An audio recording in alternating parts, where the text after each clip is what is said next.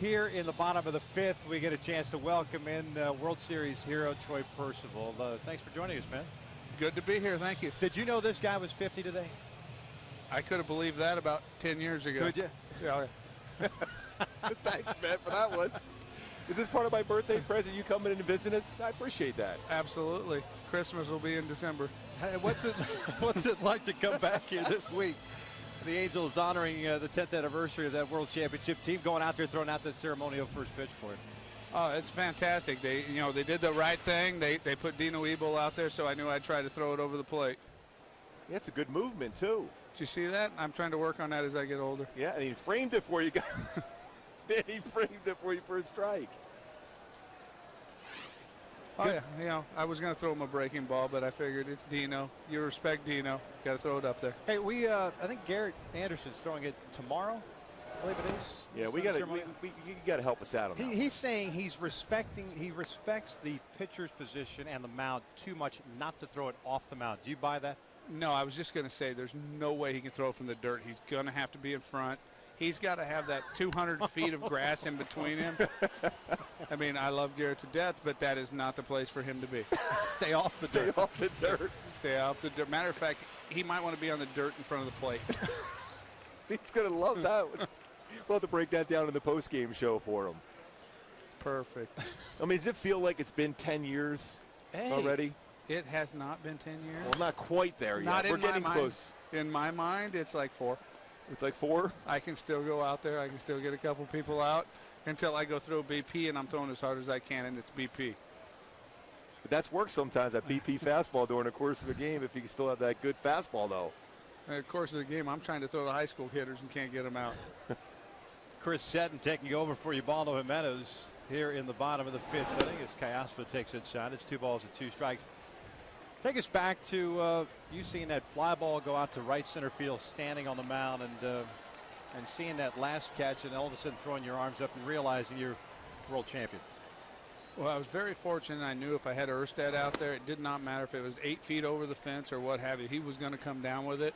So I saw the direction of the ball. I knew it was coming down, and he was going to get it. So people have asked me numerous times, what were you thinking? I said, you know what? The second that ball went up, all I could think of, there's no way I could throw another pitch. Granted, had it been a ball, which was likely, I would have thrown another one. But at that point, it was like, I can't throw another pitch right now. I'm done. Does this freak you out watching this all over again? You've seen it how many times now? I've seen it 100 times, and I keep wondering how I let him pull the ball beyond that dead center area, because in my head it was, I'm going to throw a ball up and away, let Kenny try to drive the ball out the other way. He had some power, but it was all to the pull side. And when he hit that ball just to the right center field area, I was like, that wasn't supposed to happen, but I knew that Erstad had it. Yeah, pursuing that magical season, winning the World Championship, you were on the mound for each and every one of those closing outs. That had to be a lot of fun for you.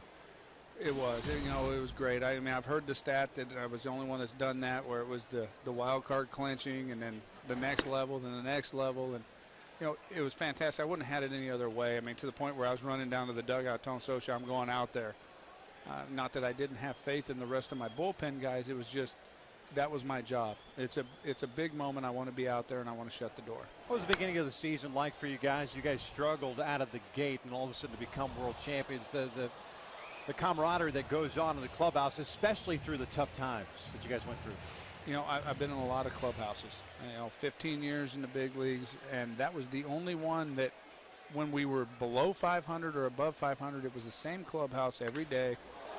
Everybody came out to win a ball game. It wasn't about I went 4 for 4, I threw 5 shutout innings. It was 100%. Every guy in that clubhouse was there to win a ball game. Now, Percy, you're down in the bullpen in Game 6. You guys are behind. Did you feel like, when we've asked a number of guys in that dugout, they felt that they were still going to come back and win, but the reality is it didn't look good as an Angel fan there, but you had to, you're down there, you had to have that pulse of what the feel was down in the bullpen. Did you guys really think you were going to come back and win that game? I can tell you it's a true story. Tim Worrell was down in the bullpen with the Giants.